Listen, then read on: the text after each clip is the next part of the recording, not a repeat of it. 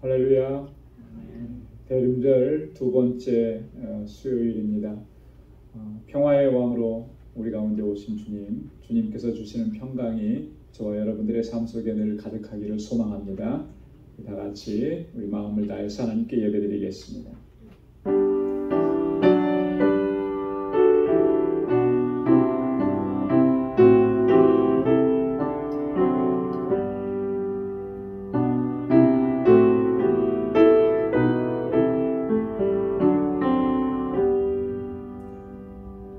온 땅이여 하나님께 즐거운 소리를 발할지어다. 그 이름의 영광을 찬양하고 영화롭게 찬송할지어다. 하나님께 고하기를 주의 일이 어찌 그리 어미하신지요. 주의 큰 권능으로 인하여 주의 원수가 주께 복종할 것이며 온 땅이 주께 경배하고 주를 찬양하며 주의 이름을 찬양하리이다 할지어다. 아멘. 거룩하시고 자비하신 만군의 주 여호와 하나님 아버지, 오늘 이 저녁에 저희들 주님의 거룩하신 보좌 앞으로 불러주시고 우리 주님의 성호를 찬양하며 우리 마음을 다하고 성품을 다하고 힘을 다하여 하나님을 예배케 하시니 감사합니다. 이 땅에 평강의 왕으로 오셔서 죄와 사망 가운데서 죽어있던 저희들을 살리시고 주님의 영원한 생명을 허락해 주신 아버지 하나님, 참 고맙고 감사합니다. 이 구원의 기쁨과 감격을 가지고 하나님을 섬기며 주님을 찬양하며 하나님의 뜻을 이루어갈 수 있는 저희들 되게 하여 주옵소서. 오늘도 주님 앞에 나와 온 마음을 다하여 주님을 경배하기 원하오니 성령께서 우리 마음과 생각을 주장하여 주시고 하나님 우리 가운데 임재하여 주옵소서. 우리의 예배를 받아주시고 주님의 평안으로 덧입혀 주옵소서. 예수님의 이름으로 기원하옵나이다. 아멘. 전능하사 천지를 만드신 하나님 아버지를 내가 믿사오며 그 외아들 우리 주 예수 그리스도를 믿사오니 이는 성령으로 잉태하사 동정녀 마리아에게 나시고 본디오 빌라도에게 고난을 받으사 십자가에 못 박혀 죽으시고 장사한 지 사흘 만에 죽은 자 가운데서 다시 살아나시며 하늘에 오르사 전능하신 하나님 우편에 앉아 계시다가 저리로서 산자와 죽은 자를 심판하러 오시리라. 성령을 믿사오며 거룩한 공예와 성도가 서로 교통하는 것과 죄를 사하여 주시는 것과 몸이 다시 사는 것과 영원히 사는 것을 믿사옵나이다. 아멘. 찬양으로 하나님께 영광을 돌리겠습니다. 오나의 자비로운 주여.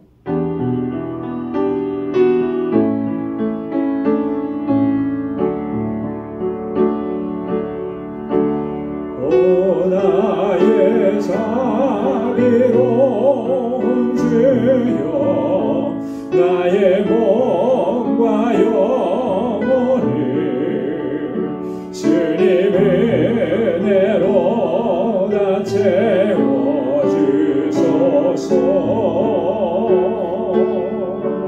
이 세상 괴로움 걱정 근심 주여 받아주시고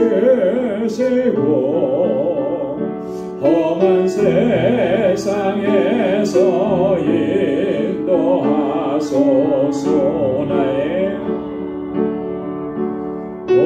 나의 자비로운 주여 나의 몸과 영혼을 주님 은혜로 다 채워주소서.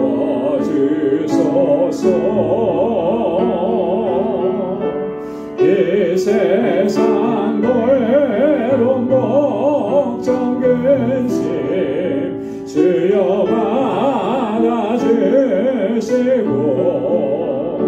험한 세상에서 인도하소서.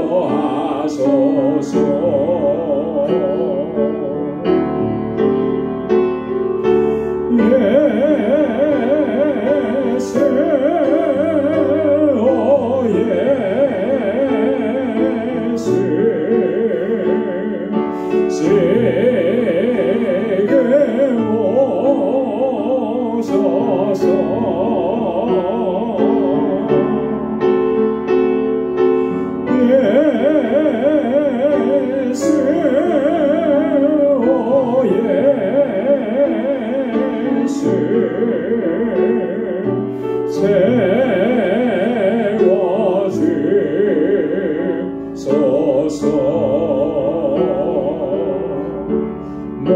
모여라 주께 찬양하라 나의 귀한 친구여 주님 앞에 너들 손 모으고 오 너의 슬픈 세상 눈물 너의 쌓인 아픔을 십자가 앞에 너 모두 버리고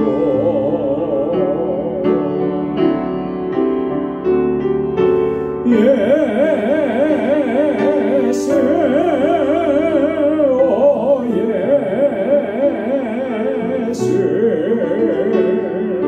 지금 오셔서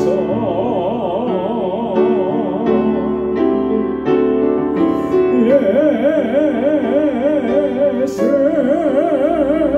오 예수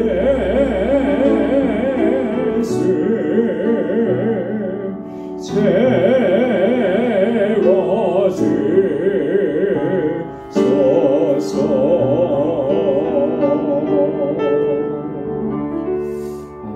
우리 주님이 가운데 임하셔서 주님의 은혜와 평강으로 가득히 채워주실 줄로 믿습니다. 우리 주 십자가를 지심으로 우리 힘차게 찬양하겠습니다. 박수하면서 함께 찬양합니다. 주 십자가를 지심으로 죄인을 구속하셨으니 그 피를 보고 믿는 자는 주의 진노를 면하겠네 내가 그 피를 유월절 그 양의 길을 볼 때에 내가 너를 넘어가리라 흉악한 죄인 괴수라도 예수는 능히 구원하네 온몸을 피에 잠글 때에 주의 진노를 면하겠네 내가 그 피를 유월절 그 양의 피를 볼 때에 내가 너를 넘어가리라 심판할 때에 모든 백성 행한 일대로 복음받네 죄 있는 자는 피를 믿게 주의 진노를 면하겠네 내가 그 피를 유월절 그 양의 피를 볼 때에 내가 너를 넘어가리라 구주의 사랑 크신 은혜 보혈의 능력 의지하네 심판의 불이 내릴 때에 주의 진노를 면하겠네 내가 그 피를 유월절 그 양의 피를 볼 때에 내가 너를 넘어가리라 구주의 사랑 크신 은혜 보혈의 능력 의지하세 심판의 불이 내릴 때에 주의 진노를 면하겠네 내가 그 피를 유월절 그 양의 피를 볼 때에 내가 너를 넘어가리라 아멘 내 평생에 가는 길을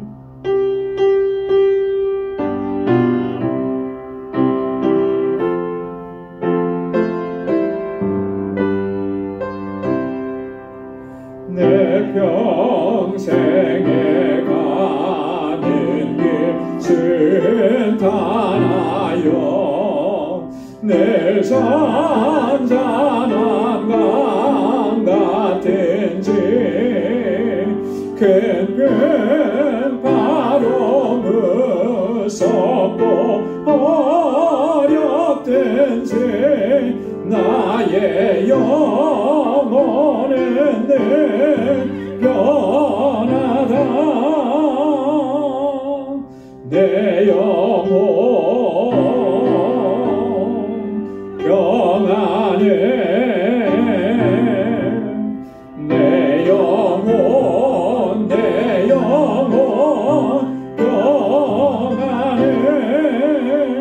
저마귀는 우리를 삼키려고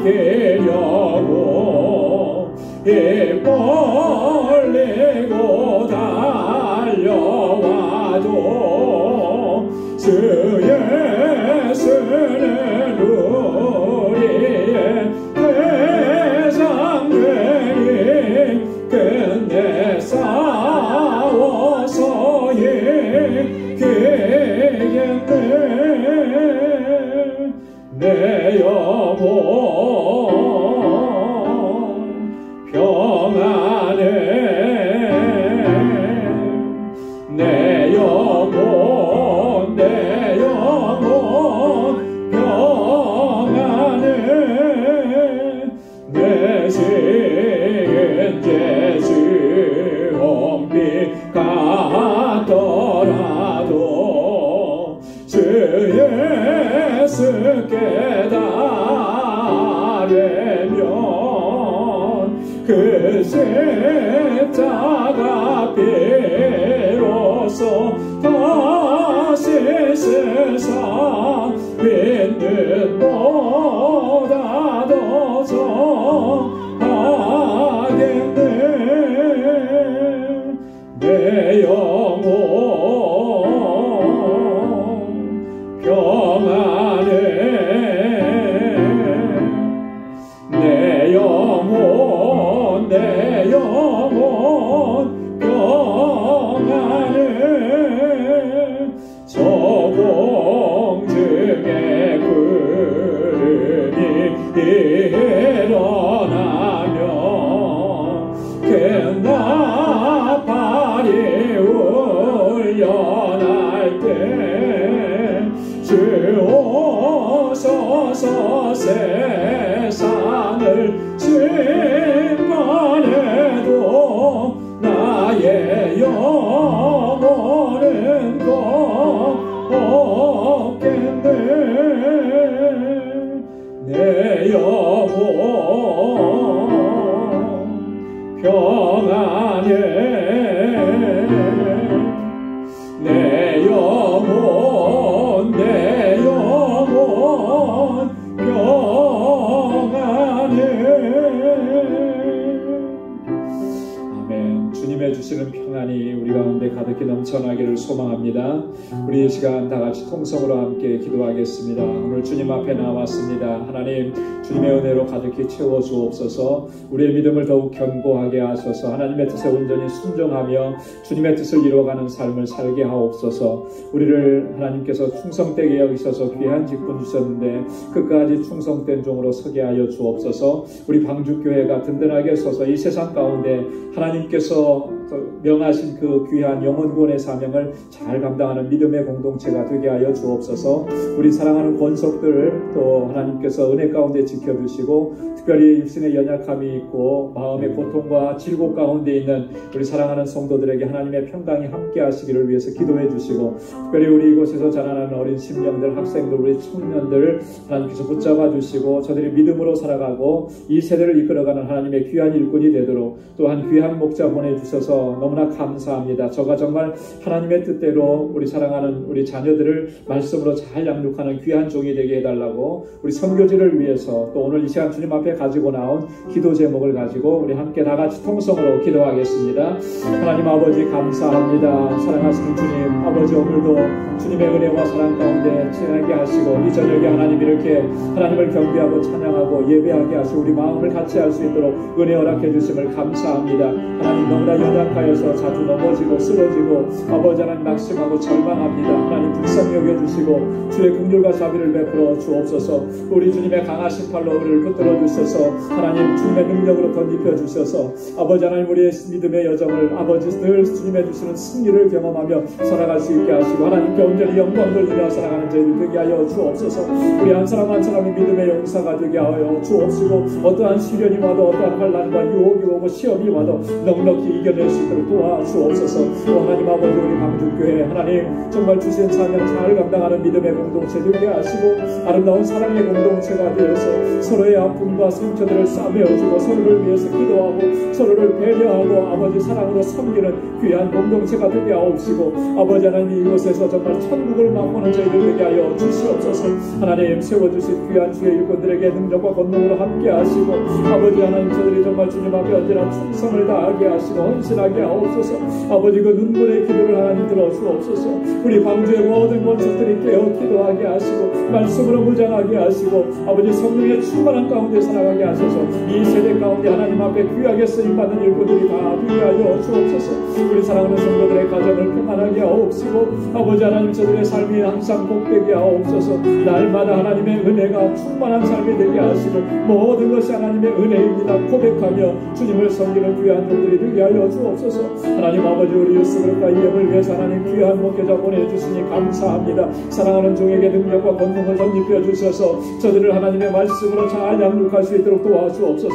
우리 유스그룹과 이엠이 날로 부흥하고 성장하게 하시고 또 저들을 위해서 수고하고 애쓰는 우리 모든 교사들에게 하나님의 지혜와 능력과 하나님의 복으로 가득히 채워 주옵소서. 하나님 아버지 하나님 우리 사랑하는 권속들의 가정 주님의 성품만을 허락하여 주옵소서. 아버지 하나님 성도들의 믿음의 기업들을 든든하게 지켜주셔서 이 세대 가운데 정말 하나님 앞에 귀하게 쓰임받는 복된 기업들이 다 되게 하여 주옵소서.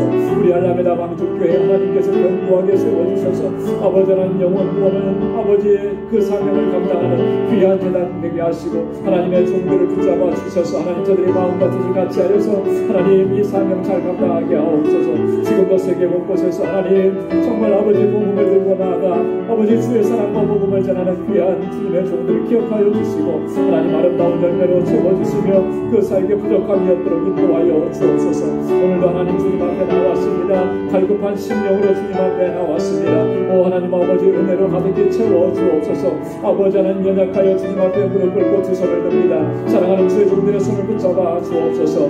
아버지 늘 하루하루의 삶이 우리 주님과 동행하는 삶이 되게 하시고 그리스도의 빛을 바라는 복된 삶이 되도록 인도해 주옵소서. 오늘도 귀한 말씀으로 우리를 새롭게 하시고 주님 앞에 새로운 결단과 각오로 설 수 있는 우리 모두가 되게 하여 주시옵소서. 은혜로 충만케 하여 주옵소서. 예수님의 이름으로 간절히 기도드리옵나이다. 아멘.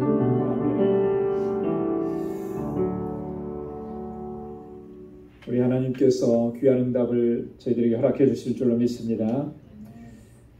오늘 우리 하나님께서 우리에게 주신 말씀 함께 봉독하도록 하겠습니다. 고린도전서 제8장 1절에서 13절까지 말씀입니다. 고린도전서 제8장 1절에서 13절 한 절씩 교독하겠습니다.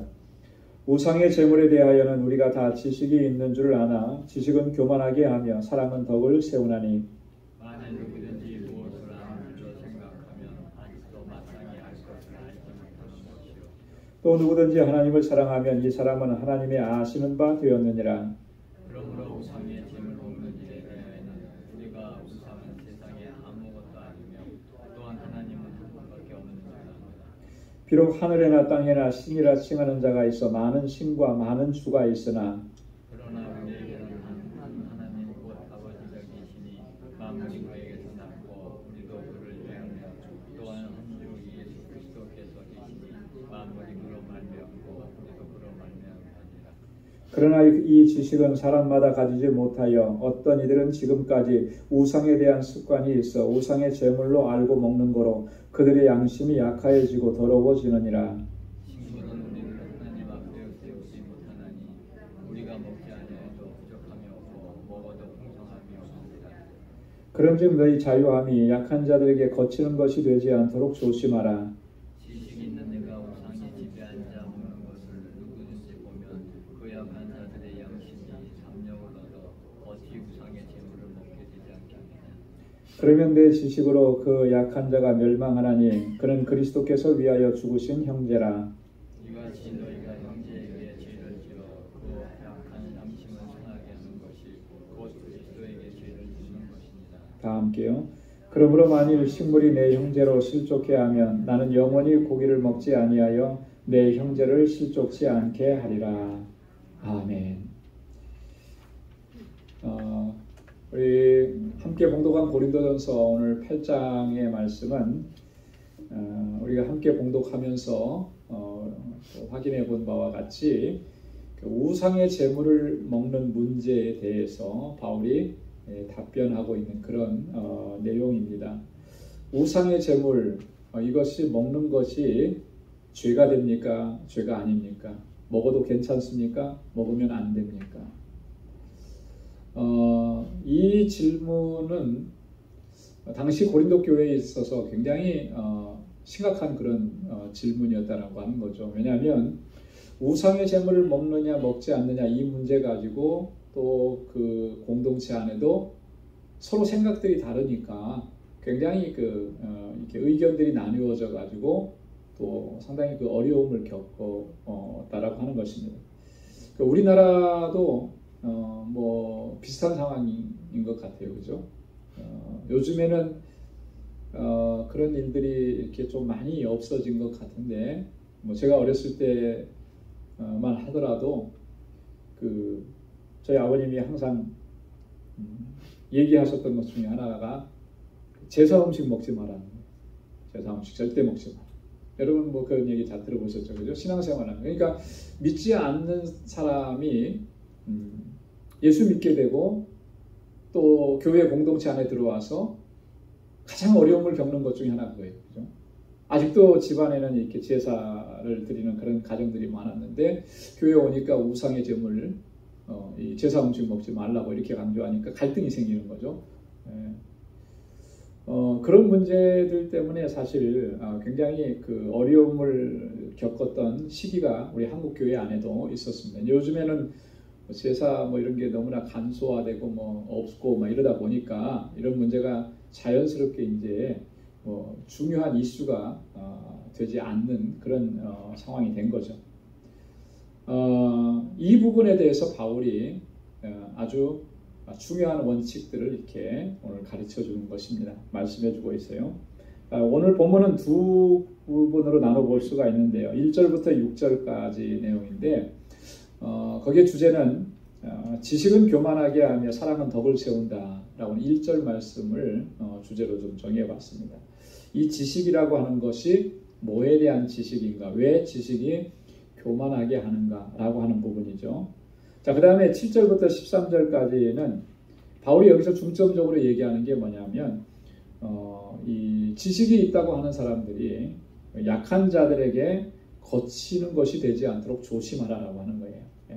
공동체 안에는 믿음이 좋고 견고하고 흔들리지 않는 사람도 있지만 그렇지 못한 사람도 있다라고 하는 거죠. 그랬을 때 이 지식이 있는 사람들이 그렇지 못한 연약한 지체들을 배려할 수 있어야 된다라고 하는 거예요. 그래서 바울이 13절 마지막 절에 보면 자기의 어떤 결단과 각오도 아주 단호하게 지금 얘기하고 있는 것을 볼 수 있죠. 자, 그러면 오늘 본문의 말씀을 좀 한 절씩 좀 찾아보도록 이렇게 참고해 보도록 하겠습니다. 자, 1절 말씀에 보면 우상의 제물에 대하여는 우리가 다 지식이 있는 줄 아나 지식은 교만하게 하며 사랑은 덕을 세우나니. 여기 이게 대전제입니다. 우상의 제물에 대해서 우리가 다 지식이 있는 줄 안다. 일단 바울이 긍정적으로 얘기를 해요. 그 편지를 보낸 사람들도 마찬가지고 이게 지금 고린도 교회 성도들이 바울에게 편지를 보낸 거거든요. 이 문제를 우리가 어떻게 하면 좋겠습니까? 라고 거기에 대해서 바울이 답변하는 건데, 자, 우리가 다 우상의 제물에 대해서는 다 지식이 있는 줄 안다. 어떤 지식을 얘기하는 걸까요? 바울이 여기서 전제하고 있는 것은 우상의 제물에 대해서 지식이 있다. 근데 어떤 지식을 얘기하는 걸까? 그 지식은 뒤에 보면 이제 나와요. 어떤 지식을 얘기하는 거냐면 먼저는 4절 말씀에 보면 이런 얘기를 합니다. 그러므로 우상의 제물을 먹는 일에 대하여는 우리가 우상은 세상에 아무것도 아니며 또한 하나님은 한 분밖에 없는 줄을 아노라 이거예요. 자, 우상은 뭐라고요? 아무것도 아니다. 이 세상에서 아무것도 아니다라고 하는 거예요. 그러니까 아무것도 아닌 것에게 바쳐졌다 그래서 그게 무슨 영적으로 뭐 대단한 뭐가 있고 뭐 이런 것 전혀 아니다라고 하는 거예요. 자, 이 말은 뭘 얘기하는 거예요? 우상의 제물은 먹어도 상관없다라고 하는 걸 얘기하는 거죠. 대전제. 자, 그러면서 뒤에 뭐라고 얘기했냐면 하나님은 한 분밖에 없는 줄 안다. 이게 무슨 말이냐면 하나님만이 유일하신 참신이시다라고 하는 거예요. 예. 자, 이런 지식을 너희들이 다 가지고 있는 줄 내가 안다. 자, 그래서 우상의 제물을 먹는 거에서 거리낌이 없고 그게 전혀 영적으로 나에게 문제가 안 된다라고 하는 그런 지식을 가지고 있는 것을 안다라고 하는 거예요. 이게 이제 전제였는데, 자, 그런데 그러면 바울이 그렇게 했으면 그걸로 끝, 뭐 괜찮다 이렇게 얘기를 해야 되는데 그렇지 않아요. 그 다음에 뭐라고 얘기하냐면 지식은 교만하게 하며 사람은 덕을 세운다 이렇게. 이게 뭔 얘기를 하는 거겠습니까? 그런 지식을 가지고 있고 견고한 또 어떤 믿음을 가지고 있다고 하는 사람들이 그들이 보여준 행태가 뭐냐면 이런 거죠. 그렇지 못한 사람들을 무시하고 멸시하고 그렇게 높아진 마음으로 행했다라고 하는 거예요. 야, 나는 그거 먹는 거 아무 문제가 없는데 너는 왜 그렇게 하지 못하느냐 이런 식으로 나가는 거예요. 여러분 이런 일들이 사실 공동체 안에 서로 다른 형태지만 다 존재해요. 소위 말해서 내가 좀 배웠고 내가 좀 알고 교회에 대해서 신앙에 대해서 성경에 대해서 안다라고 하는 사람들이 그렇지 못한 사람들을 향해서 너는 왜 그것도 모르냐, 너는 왜 그것도 그렇게 하지 못하느냐 이렇게 하는 일들이 빈번하게 일어난다라고 하는 거예요. 우상의 제물에 대한 문제에 있어서도 고린도 교회 성도들이 그런 일들이 있었다라고 하는 거예요. 그래서 바울이 지적하는 게 뭐냐면 지식이 사람을 어떻게 만든다 그랬어요? 교만하게 만든다. 이거 굉장히 월스트한 케이스 아닙니까? 내게 어떤 지식이 있다면 그 지식을 가지고 그 확고한 견고함을 가지고 다른 사람들을 도와주고 섬기려고 하는 것이 아니라 오히려 다른 사람을 무시하고 멸시하고, 자, 그렇게 하는 이유가 근본적인 원인이 뭐라고 얘기하느냐면 그 지식을 가지고 그렇게 교만하게 행하는 사람들 속에는 중요한 게 없다라고 하는 거예요. 그게 뭐냐면 사랑이 없다라고 하는 거예요. 사랑은 덕을 세우는데, 그죠? 사랑은 유익을 끼치는데, 사랑은 사람을 살리는데, 그 사랑이 없는 지식, 그것으로 다른 사람을 정죄하고 비판하고 판단하고 교만하게 행하는 모습, 이것이 더 심각하고 더 큰 문제라고 하는 것을 바울이 여기서 지적을 하는 것입니다. 그래서 바울이 여기서 강조하는 것은 지식보다는 사랑으로 행할 것을 강조하는 거예요. 지식이 아니라 사랑으로 해. 사랑이 결여된 지식은 헛것이고 사랑이 결여된 지식은 결국 다른 사람을 무시하게 되고 결국 그가 교만해져서 결국은 자기도 패망에 이르게 된다라고 하는 것을 경고하는 것이죠. 여러분 고린도전서 13장은 우리가 사랑장이라고 그러잖아요. 그죠? 근데 거기에 보면 사랑은 어떤 것이다라고 사랑의 속성을 쭉 얘기하는데 이런 부분이 나옵니다. 사랑은 자랑하지 아니하며. 그렇죠? 기억나시죠? 사랑은 자랑하지 않는 거예요. 누군가에게 막 내 것을 막 뭐라고 자랑하는 것은 나의 우월함을 자꾸 나타내는 것이고 결국 그 상대방에게 사랑으로 행하지 않는 거라고 하는 거죠. 사랑은 또 교만하지 아니하며 그랬어요. 교만하지. 마음이 높아지고 교만해져서 상대방을 멸시하고 무시하면 그건 사랑으로 행치 않는다는. 사랑은 결코 그렇게 할 수가 없다라고 합니다. 사랑은 무례히 행치 아니하고 무례히 행치 아니하고 예의 없이 행하는 게 아니라는 거죠. 정말 그 사람을 배려하고 존중하면 깍듯하게 예의를 갖추는 거죠. 함부로 할 수가 없는 거예요. 사랑은 속성이 그런 거예요. 그래서 지금 바울이 지금 고린도 교회 성도들에게 너희 지식이 있다고 하는 사람들 보니까 가장 중요한 사랑이 빠졌다라고 하는 것이죠. 그래서 사랑으로 행해야 된다라고 하는 것을 강조하는 것입니다. 그러면서 2절에 또 한 번 더 얘기하는데 만일 누구든지 무엇을 아는 줄로 생각하면 아직도 마땅히 알 것을 알지 못하는 것이요. 이거 굉장히 의미심장한 그런 경고죠. 그죠? 누구든지 무엇을 아는 줄로 생각하면 그 사람은 아직도 마땅히 알 것을 알지 못한다. 자, 여러분 한번 가만히 생각해 보십시오. 이게 이제 뭘 얘기하느냐면 우리가 가지고 있는 지식의 한계에 대해서 얘기를 하는 거예요. 그죠? 자기 지식을 자랑하는 사람들에 대한 경고인 것이죠. 여러분, 지식은 내가 뭔가를 안다라고 했을 때 그 알면요, 알아가면 알아갈수록 깨닫게 되는 게 뭐냐면 뭘 깨닫게 될까요? 내가 이만큼 안다. 이거 깨닫게 되는 걸까요? 아니요. 정말 참된 지식은 뭔가를 내가 알아가면 알아갈수록 내가 정말 무지하구나. 내가 정말 한계가 너무나 그 한계가 크구나 높구나 라고 하는 것을 깨닫게 된다라고 하는 거예요. 그게 참 지식이라고. 지식은 나의 존재, 내가 얼마나 어리석은 존재인지를 깨닫게 되는 거예요. 그래서 세상은 정말 알아가면 알아갈수록 더 모르는 것이 더 많은 거죠. 그렇지 않습니까? 조금 안다는 것 가지고 우리가 자랑할 수 있겠는가? 과연 그 안다는 것이 이 온 우주 만물에 감추어진 것에 비하면 그게 얼마나 되겠는가? 그래서 뭔가를 배워가고 뭔가를 알아가면 알아갈수록 자신의 어떤 무지함이 자꾸 깨달아지는 것, 그게 참된 지식을 알아가는 거죠. 참된 지식이 쌓여간다라고 하는 것이죠. 바울이 지금 그렇게 얘기한 거예요. 너희가 무엇을 안다고 지금 얘기하지만 그러나 정말 마땅히 알아야 될 것을 너희가 알지 못하고 있다.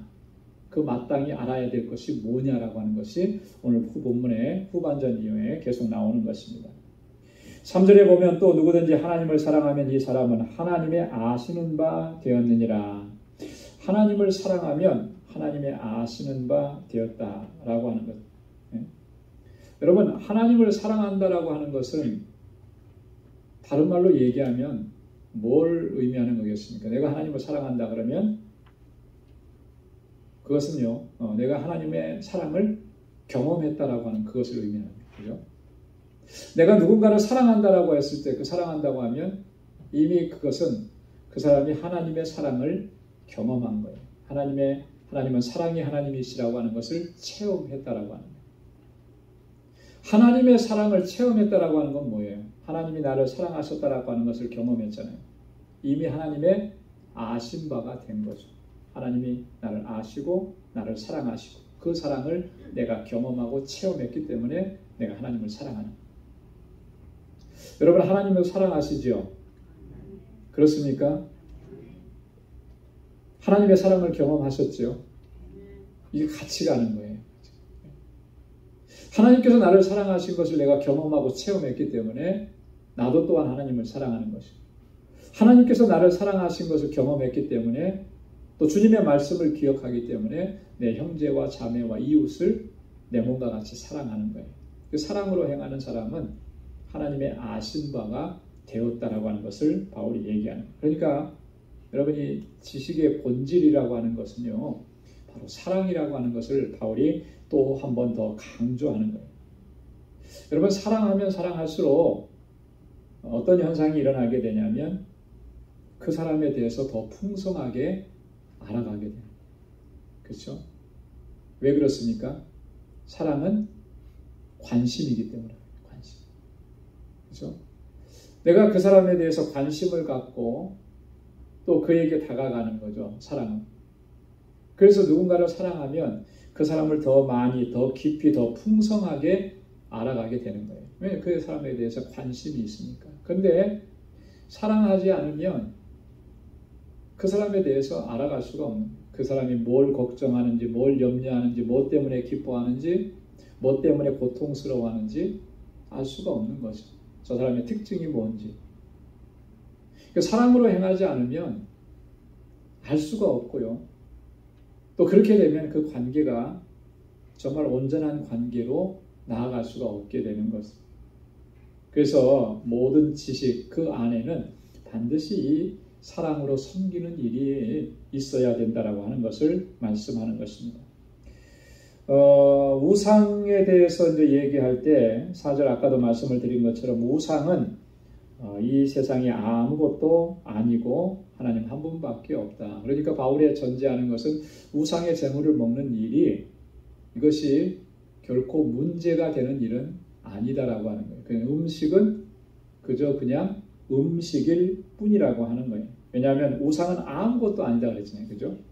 아무것도 아니다라고 하는 말은 뭐예요? 우상은 실제로 존재하지 않는 그런 허상이라고 하는 거예요. 허망한 것이라고 하는 거예요. 구약 성경의 증언들을 우리가 쭉 살펴보면 구약에서는 이 우상에 대한 이야기를 참 많이 했습니다. 왜 그러냐면 당시에 이스라엘을 제외한 주변의 모든 국가들이 그들이 섬기는 것들이 다 우상들이었기 때문에, 그리고 하나님께서는 그 부분을 굉장히 아주 중요하게 여기셨죠. 그래서 십계명에도 분명하게 서두부터 말씀을 하시는 거예요. 뭐예요? 우상을 섬기지 말라. 우상을 만들지도 말고 그것들에게 절하지도 말고 오직 하나님 한 분만을 섬기라 그랬잖아요. 그러니까 성경에는 우상이 얼마나 허망한 것인지를 구약 성경에 보면 아주 자주 반복해서 말씀을 하고 강조합니다. 시편 115편 4절로 5절 말씀 여러분 꼭 한번 돌아가시면 찾아보시면 좋겠는데요. 자, 이 우상의 그 실태에 대해서 아주 분명하게 시인은 이렇게 설명을 했어요. 뭐냐면 저희 우상은 은과 금이요 사람의 수공물이라. 우상은 사람이 만들어낸 것이죠. 은으로 금으로 세상에 있는 물질로 만들어낸 수공물이라는 거예요. 사람의 작품이라는 거죠. 신이 아니라는 거예요. 입이 있어도 말하지 못하고 눈이 있어도 보지 못하며 귀가 있어도 듣지 못하며 코가 있어도 맞지 못하며 손이 있어도 만지지 못하며 발이 있어도 걷지 못하며 목구멍으로 소리도 못하느니라. 우상을 만드는 자와 그것을 의지하는 자가 다 그와 같으리로다. 여러분 그 사람이 만들어 놓은 그 나무로 만들었든지 철로 만들었든지 금으로 만들었든지 불교 신자들은 저기 불상을 만들어 놓고 거기 가서 복을 빌고 하는데 여러분 그 우상에 그것이 말을 할 줄 압니까? 걸어갈 줄 압니까? 무슨 숨을 쉴 수 있습니까? 눈은 만들어 놨지만 그 눈이 볼 수 있는 눈이 아니잖아요. 사람의 수공물인 거예요. 거기에 가서 그것을 의지하는 자 그는 다 그와 같은 존재가 된다. 그 우상과 같은 존재일 뿐이다라고 하는 경고의 메시지죠. 이사야 44장 9절에도 보면 우상을 만드는 자는 다 허망하도다. 그들의 기뻐하는 우상은 무익한 것이오늘 그것의 증인들은 보지도 못하며 알지도 못하니 그러므로 수치를 당하리라. 우상은 다 허망한 것이죠. 무익한 것들이죠. 그래서 그것 때문에 그들이 수치를 당하게 될 것이다 라고 하는 거예요. 우상은 그런 것들이라는 거예요.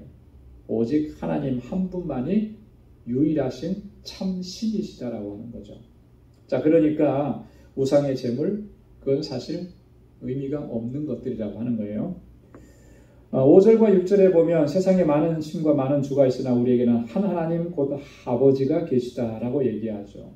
실제로 그렇습니다. 세상에 많은 주가 있고 많은 신이 있어요. 근데 정확하게 말하면 많은 신과 많은 주가 있는 게 아니라 신이라고 칭하는 존재들이 많다라고 하는 거예요. 그죠? 사람들이 그렇게 칭한 거예요. 그렇게 부른 거지 실제로 그런 신이 존재하는 게 아니다라고 하는 거죠. 예. 그런 사람들이 그런 존재가 많이 있다. 당시에 바울이 고린도전서를 쓸 당시에 그때 상황들 그리스 로마 시대 여기에는 유대인들처럼 그 여호와 하나님 유일신 사상이 아니었어요. 그들은 그 다신교적인 그런 신앙관을 가지고 있어요. 한 신만 섬기는 게 아니고 수많은 신들을 섬긴 거예요. 신적 존재라고 하면 다 섬기는 거죠. 이스라엘 백성들이 애굽에서 출애굽했죠. 여러분 애굽 사람들이 섬겼던 신은 얼마나 되었을까요?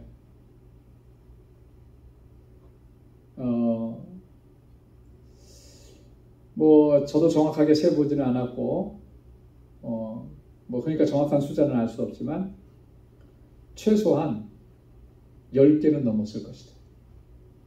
왜 그렇게 얘기하냐면 애국 땅에 내린 재앙이 몇 가지였어요? 10가지. 그 10가지 재앙을 내리면서 하나님께서 그때마다 하나님께서 그 애국 땅의 고통을 가하셨는데 그 재앙들이 다 뭐냐면 그들이 신으로 섬기고 있는 것들을 하나씩 하나씩 무너뜨리는 거예요. 나일강이 강물이 다 피바다가 됐죠. 이 강이 나일강이 그들에게는 신이에요. 신. 바로의 장자로부터 장자들이 다 죽었죠. 바로의 아들이 죽었습니다. 바로가 그들에게 신이에요. 신. 다 그들이 신으로 섬기는 것들을 하나님께서는 꺾으시면서 그 백성들에게 재앙을 내린 하나님만이 유일하신 참 신이시다라고 하는 것을 그런 상황들을 통해서 증거하신 거죠. 바울이 여기서 얘기하는 게 그거예요. 우리에게는 한 하나님만 계시는데 그분이 우리와 어떤 관계라고 이야기하느냐면 6절에 뭐라 그랬어요? 곧 아버지가 계시다. 하나님과 우리와의 관계가 하나님은 우리 아버지 되시고 우리는 그분의 자녀라고 하는 것을 이야기하는 것입니다. 그렇기 때문에 우리의 존재 이유와 목적도 하나님을 위해서 존재하는 것이다라고 하는 거죠. 만물이 다 그에게서 났고 우리도 그를 위하며 그랬어요. 하나님 우리의 창조주가 되시고 우리의 또한 아버지가 되시고 우리가 존재하는 이유와 목적이 다 그를 위해서 존재한다라고 하는 것. 바울이 이렇게 우상의 무익함을 이야기하면서 오직 하나님만이 우리의 경배의 대상이고 하나님만이 우리의 아버지가 되시고 하나님만이 우리의 존재의 근원이 되신다라고 하는 것을 분명하게 밝히는 거예요. 그래서 우상의 제물이나 이런 것들이 우리의 신앙을 흐트러 놓을 수가 없고 그것을 무너뜨릴 수가 없다라고 하는 것을 분명하게 밝히고 있는 것입니다. 자, 그러면서 이제 보다 더 중요한 이야기를 하는데요. 7절부터 13절까지 말씀이 자, 그런데 중요한 것은 너희가 약한 자들에게 거치는 것이 되지 않도록 조심하라는 거예요. 자, 7절 말씀을 보면 우리 7절 말씀을 한번 같이 읽어볼까요? 시작. 그러나 이 지식은 사람마다 가지지 못하여 어떤 이들은 지금까지 우상에 대한 습관이 있어 우상의 제물로 알고 먹는 거로 그들의 양심이 약하여지고 더러워졌느니라. 그러나 이 지식은 사람마다 가지지 못해서 이게 이제 그 고린도 교회 공동체 안에 좀 어려움이라고 하는 거죠. 자, 이런 지식 오직 하나님만 참신이시고 우상은 아무것도 아니다. 그들은 세상에 그 아무것도 아니다. 전혀 뭐 거의 신적인 존재가 되는 것도 아니고. 근데 이런 지식을 다 가지고 있으면 사실 문제가 없는 거죠. 그런데 어떤 이들은 이런 지식을 가지고 있지 못하다라고 하는 거예요. 어떤 사람들이 주로 그렇겠습니까? 그 얼마 전까지만 해도 그 사람들이 예수 그리스도를 영접하지 않았을 때 그들이 세상 속에서 섬겼던 그런 신들이 있단 말이죠.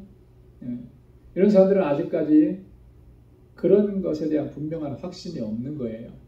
그 예전에 그런 경험들이 있는데요. 처음에 다른 종교에서 열심히 그렇게 나름대로 신앙생활을 하다가 전도받고 교회에 와서 또 이제 교회에서 신앙생활을 하는데 아직은 그런 어떤 성경에 대한 지식이나 또 믿음이 견고하거나 그렇지 못해요. 교회는 나오지만 그런데 보면은 그분을 보면은 그 사람이 말하는 것이나 행동하는 것이나 이런 모든 것들이 전에 자기가 섬겼던 그 종교, 그 신앙 안에서 하던 말과 행동들을 다 버리지 못해서 여전히 그렇게 하시는 분들을 봤어요. 한 가지 예를 보면 불교에서 있던 분이 그러더라고요. 꼭 그분은 인사를 하면 이렇게 합장을 하고 이렇게 인사를 하는 거예요.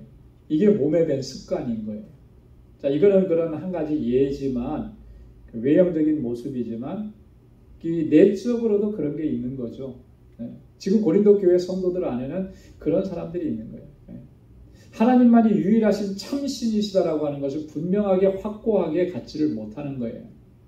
그리고 과거에 내가 믿었던 그 신적인 존재도 완전히 버리지를 못한 그런 상황 가운데 있는 사람들이 있다라고 하는 것이죠. 그래서 어떤 이들은 지금까지 우상에 대한 습관이 있다라고. 공동체 안에 들어왔지만, 그렇지만 예전에 그 습관적으로 가지고 있었던 그 일들을 행하는 거죠. 그래서 그 일로 인해서 그 양심이 약해지고 또 더러워진다. 이렇게 이야기하는 것입니다. 자, 그 다음에 8절 말씀에 보면 식물은 우리를 하나님 앞에 세우지 못하나니 우리가 먹지 아니하여도 부족함이 없고 먹어도 풍성함이 없느니라. 자, 우상의 제물을 먹는 문제에 있어서 바울이 이런 얘기를 합니다. 식물은 우리를 하나님 앞에 세우지 못한다. 그 우상의 제물을 먹는 이 문제는 결코 이게 우리의 어떤 하나님께 대한 신앙의 문제 이런 것들을 흔들어 놓을 수 있는 그런 문제가 아니라고 하는 그런 이야기인 거예요. 이 8절에 있는 이 말씀을 원어에 있는 대로 직역을 한다면 이렇게 직역을 해볼 수가 있습니다. 고기는 우리를 하나님 가까이에 서게 하는 요소가 되지 못하나니 이런 의미예요. 식물은 우리를 하나님 앞에 세우지 못한다. 이게 왜 이런 말이 나왔느냐면 당시에 고린도 교회도 마찬가지로 굉장히 교회를 위험하게 하고 성도들의 신앙을 위험하게 했던 그 존재들이 있는데 그 한 존재가 뭐냐면 영지주의자들이에요. 영지주의자들은 이렇게 주장을 했습니다. 이 사람들은 아무 거리낌이 없이 우상의 제물을 먹어요. 그러면서 주장하는 게 뭐냐면 그것이 곧 믿음이 강하다는 증표가 된다라고 주장하는 거예요. 자, 우상의 제물을 먹는 것이 그 사람의 믿음이 강하다라고 하는 것을 보여주는 요소냐? 결국 그럴 수도 없는 건데 영지주의자들은 그렇게 얘기하는 거예요. 영지주의자들은 그 특징이 뭐냐면 이 육은 죄악된 가운데 있는 거니까 육이 이게 중요한 게 아니라 영이 중요한 것이다라고 이렇게 얘기하는 사람들이에요.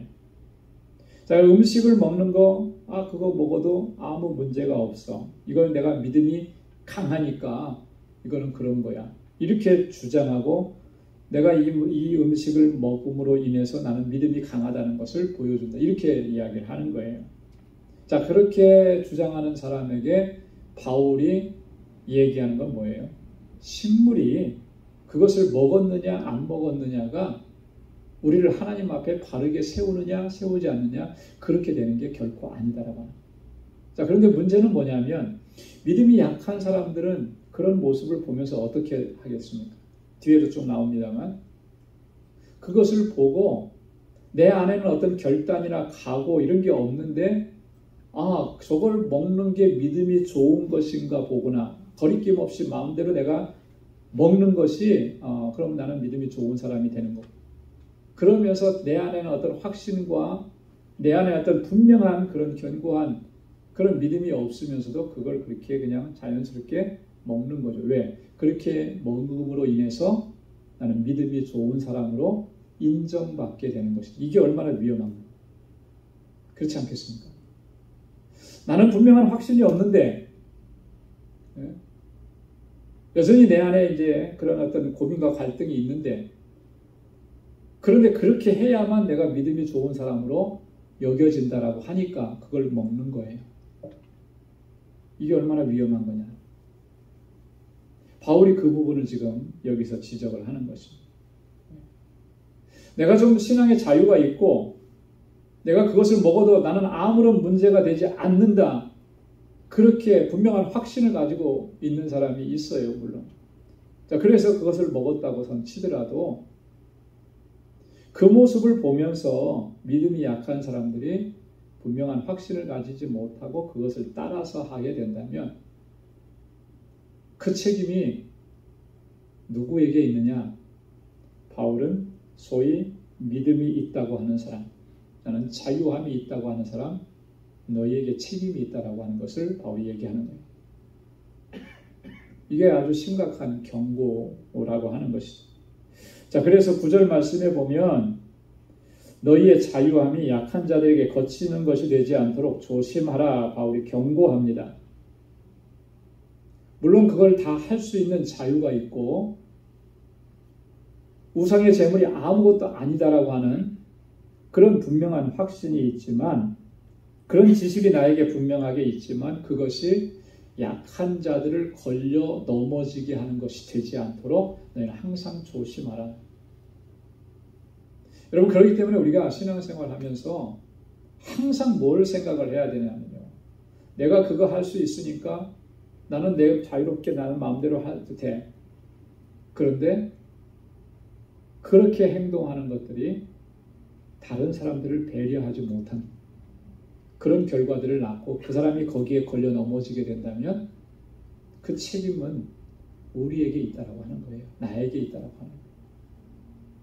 예를 들어서 그런 이게 적당한 예가 될지는 모르겠습니다만 신앙생활 하면서 술, 담배 하시는 분들이 종종 있어요.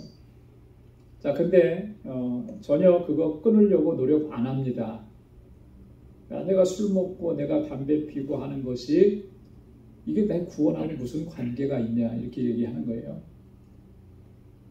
틀린 말은 아니에요. 그죠?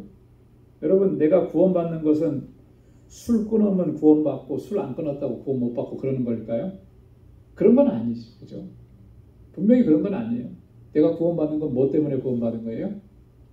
예수님 믿었으니까. 그죠?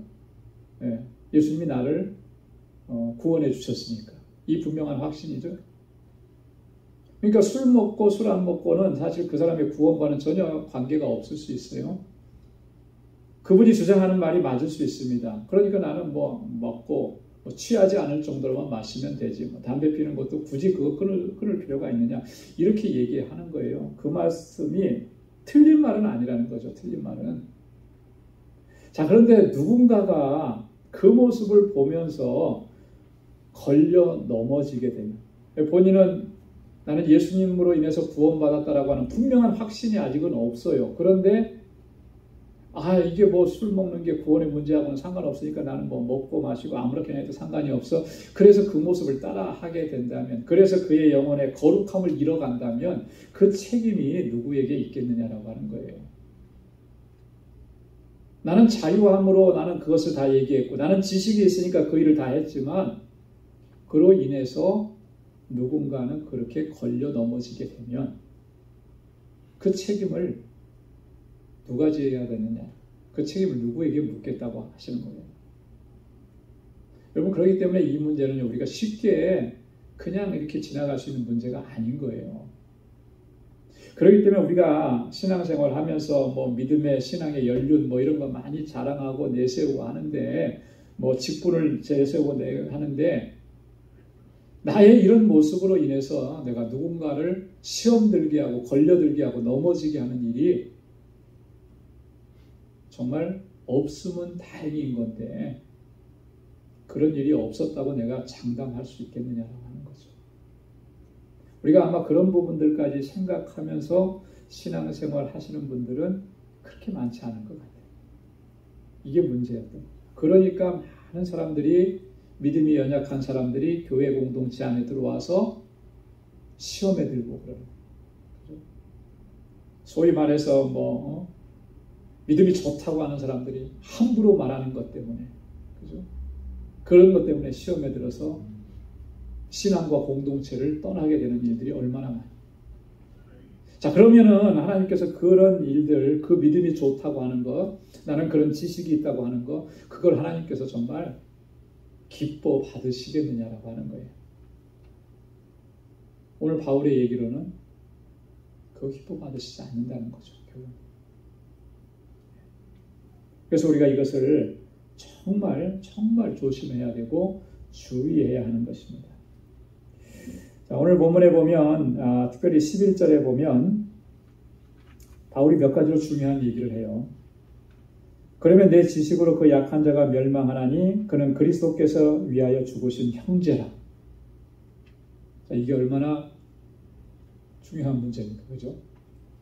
내가 함부로 해서, 그죠? 그 사람을 실족하게 했는데, 그래서 넘어지게 했는데, 그 사람은 주님께서 그를 위해서 뭘 하셨다고 했어요? 그를 위해서 죽으셨다는 거예요. 주님은 그를 위해서 죽으셨는데, 그렇게 존귀하고 고귀한 사람인데, 나는 그에게 걸려 넘어지게 하고 시험 들게 했다. 이게 심각한 문제잖아요. 그죠? 12절에도 보면 더 나아갑니다. 이같이 너희가 형제에게 죄를 지어 그 약한 양심을 상하게 하는 것이 곧 그리스도에게 죄를 짓는 것이니라. 이게 죄라는 거예요. 죄. 누구에게 죄를 짓는 거라는 거예요? 주님께 죄를 짓는 것이라는 거예요. 자, 그러니까 우리 성도는요, 이게 여기서 바울이 강조하고 싶은 거는 그런 거예요. 모든 성도는 다 그리스도와 연합이 되어 있는 존재라고 하는 거예요. 그렇죠? 믿음이 좋은 사람도 그리스도와 연합되어 있고, 믿음이 약하다고 하는 사람도 그리스도와 연합이 되어 있는 거예요.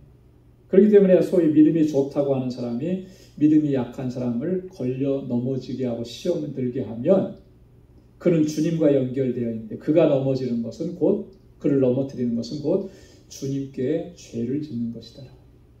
이게 엄청난 경고인 거죠. 여러분, 누군가가 나 때문에 시험에 들었다, 나 때문에 걸려 넘어졌다, 이거 대수롭지 않게 생각하는데 이게 그렇게 넘어갈 수 있는 문제가 아니라는 거예요. 그렇게 넘어갈 수 있는 문제가 아니에요. 바울은 지금 우상의 재물을 먹는 이 문제 하나 가지고 얘기했지만 우리의 신앙생활의 모든 부분이 다 해당이 되는 겁니다. 예수님께서 경고하셨던 그 경고를 우리 기억하죠? 이 소자 하나를 실족해 하면 차라리 어떻게 하는 것이 낫다고요? 연자 맷돌을 목에 걸고 바다에 던지우는 것이 낫다라고 했어요. 실족해 하는 일이 이만큼 무서운 거예요. 주님은 그렇게 경고한 거예요. 오늘 바울도 그렇게 얘기한 거잖아요. 이거는 주님께 죄를 짓는 것이다. 우상의 재물을 먹는 거냐 마는 거냐 이 문제 이거 별거 아니라고 생각하지만 그것 때문에 누군가가 실족해서 넘어진다면 이게 엄청난 거라는 거죠. 그래서 오늘 13절에 바울이 자신의 결단을 얘기합니다. 이 바울의 결단은요 아주 중요해요. 여러분 13절 말씀을 마지막으로 우리 한번 같이 한 목소리로 읽어보겠습니다. 다 같이요. 시작. 그러므로 만일 식물이 내 형제로 실족해 하면 나는 영원히 고기를 먹지 아니하여 내 형제를 실족치 않게 하리라. 아멘. 여러분 이 말씀을 항상 가슴에 새길 수 있기를 바랍니다. 바울은 결단했어요. 고기 먹는 문제 때문에 내 형제가 실족하게 된다면, 내 형제가 걸려 넘어지게 된다면 바울이 어떻게 하겠다는 거예요? 나는 영원히 고기 먹지 않겠다. 중요한 게 뭐예요? 내 형제가 실족해 되는 일이 일어나지 않는 것이 중요하다라고. 고기 그까짓 거 먹어도 안 먹어도 그만이에요. 그죠? 고기를 많이, 아까 앞에서도 얘기했잖아요. 음식을 내가 많이 먹는다고 해서 그것이 이렇게 우리가 이렇게 부유해지거나 배불러지거나 그러는 것도 아니고, 안 먹었다고 해서 내가 부족하고 그런 거 아니라는 거죠. 바울이 이렇게 하는 그 이야기 속에는 정말 그가 그 지체들을 사랑하는 마음이 있는 거죠. 정말 배려하는 마음이 있는 거예요. 정말 아끼는 마음이 있는 거죠. 그 마음으로 행하게 되면 우리가 나의 이 말하는 것과 나의 이 행동하는 것이 다른 지체들에게 어떤 영향을 미칠 것인가, 늘 그걸 생각을 하는 거예요. 혹여라도 나 때문에 누군가가 상처받고 마음 상하고 실족하게 되는 일은 있지는 않았는가, 늘 그것을 점검을 하는 거죠. 여러분, 참된 신앙인의 자세는 나를 먼저 생각하는 것이 아니라 다른 사람을 먼저 생각하는 것이 진정한 신앙인의 자세인 줄로 믿습니다. 특별히 연약한 이들을 배려하고 섬기고 돕는 것이 참된 신앙인의 자세인 거예요. 오늘 바울이 우리에게 경고하고 또 권고했던 이 말씀을 꼭 가슴에 새기고, 나로 인해서 우리 형제와 자매가 실족해 되는 일이 일어나지 않도록 늘 우리 형제와 자매를 살피고 돌아보고 섬기고, 또 그렇게 함께 서로를 세워주면서 또 하나님의 뜻을 이루어갈 수 있는 우리 모두가 될 수 있기를 주님의 이름으로 축원합니다. 기도하겠습니다.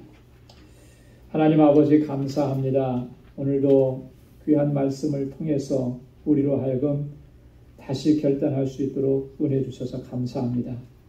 나도 모르는 사이에 누군가를 실족하게 하고, 나도 모르는 사이에 누군가를 낙심케 하고 좌절케 하고 또 절망케 했던 일들이 우리 안에 있었음을 우리가 고백합니다. 하나님, 우리를 불쌍히 여겨 주옵시고, 오늘 이 귀한 말씀을 통해서 우리가 다시 한번 결단하고 나의 믿음의 여정과 나의 믿음의 모습을 살펴볼 수 있도록 도와주옵소서. 내게 자유를 주셨지만 그 자유로 하나님, 우리 사랑하는 지체와 형제와 자매들을 섬기는 일에 사용할 수 있는 저희들이 되게 하여 주옵소서. 우리 방주교회가 정말 견고하고 아름답고 든든하게 서서 하나님께서 기뻐하시는 그런 귀한 사명을 잘 감당하는 공동체가 되게 하시고, 또 서로 사랑하고 아끼고 위로하고 격려하면서 이 땅에서 하나님의 뜻을 함께 이루어갈 수 있는 우리 모두가 되도록 인도해 주옵소서. 이제는 우리 주 예수 그리스도의 무한하신 은혜와 하나님 아버지의 크고 놀라우신 사랑과 성령의 위로 교통 충만하심의 역사가 주님의 사랑과 은혜로 섬기며 살기로 결단하는 우리 광주의 모든 믿음의 권속들과 저들의 가정과 직장, 생업의 터전과 학업 위에 이제로부터 영원까지 함께 하시기를 간절히 축원하옵나이다. 아멘.